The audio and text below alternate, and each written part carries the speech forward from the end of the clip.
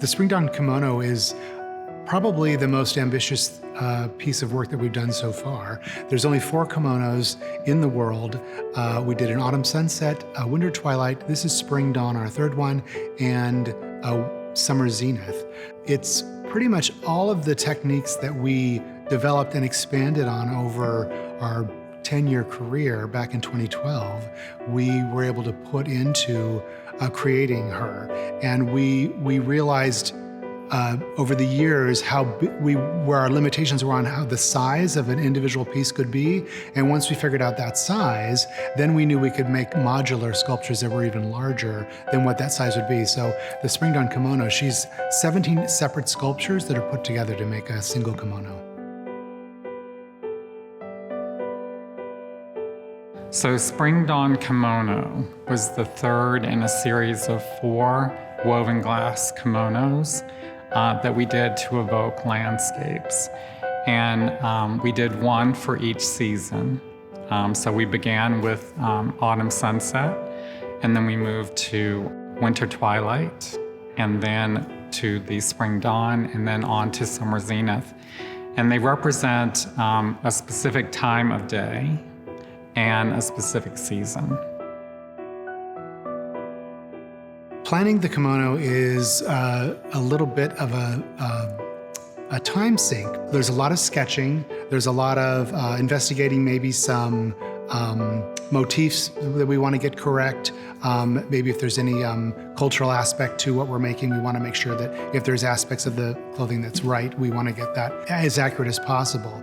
Then we turn over the sketches that we do to Eric pretty much exclusively, and he runs with making as many colors as he can.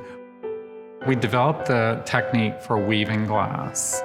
And so each of the pieces of the kimono are actually woven strands of glass. So we have made different kinds of colors to evoke different scenes in nature. And we take strands of glass and actually weave them into a fabric. We use chemical reactions to create some of the colors. My background is in chemical engineering, and so I have that desire to experiment and use different elements to achieve certain colors in the glass. And then Thom actually is more around the engineering of the piece, and then we weave it together. I work on the engineering to make sure that the metal structure underneath her can support the weight of the glass. There's about 125 pounds of glass in the Spring Dawn Kimono.